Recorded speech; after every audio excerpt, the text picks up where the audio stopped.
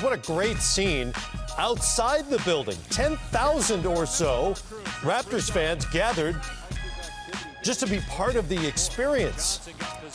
We the North, they say there. And Jonas Valanciunas got the guys from up north going early on. He scored their first 8 points. Kyle Lowry, pull-up three there. They're going crazy outside.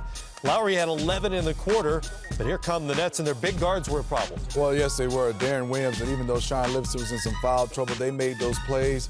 But they just have so many guys going well, and that forward position Isaiah talked about before we got on air, Johnson didn't do anything to make Jason Kidd have to play bigger. DeMar DeRozan 0 for the first half. On the other end, it's Deron Williams, transition three, and the Nets go on an 18-2 run. I thought Williams came out and set the tone for the Nets offensively. Greivis Vasquez, you know what? Good or bad, stuff is going to happen when Greivis Vasquez enters the game. I mean, good today. I mean, he came out, brought them energy, and there's KG and Kyle Lowry.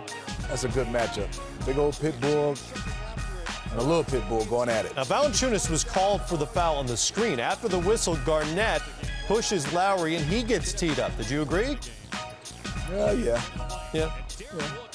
First scoreless first half in Garnett's playoff career. Williams with a floater. Joe Johnson from Paul Pierce inside.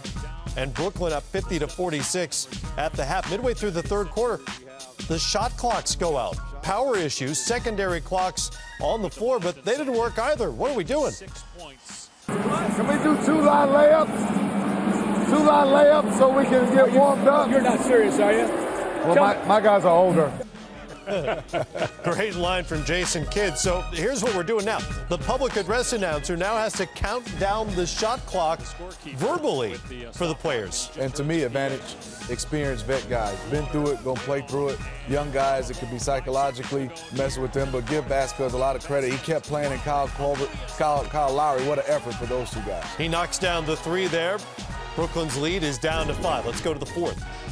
Joe Johnson can't connect on the other end.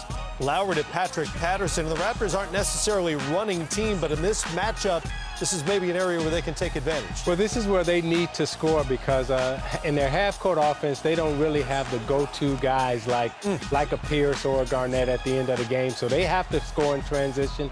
They have to create turnovers, and they have to score in the ways that we see that they're scoring right here. Great block by Patterson on one end, led to the Vasquez three on the other, and they take the lead at 76-75, and that's when the crusty old veterans take over. Joe Johnson, the floater, Kevin Garnett, that was his first bucket of the game, and then Paul Pierce, 9 straight points to put it away. And doesn't it seem like Pierce and Garnett are moving just a little quicker right now? They're moving just a little faster, have a little bit more pep in their step. Yeah, watch him. It's like the lights finally came on the last 5 minutes of the game. That's when they get the adrenaline. That's when they get the juice. That's when they get excited.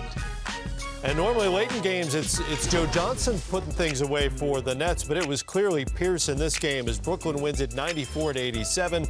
Pierce scored 15, 9 of those in that late game stretch. Johnson had 24, 8 boards, 4 assists along the way. D. Will also went for 24.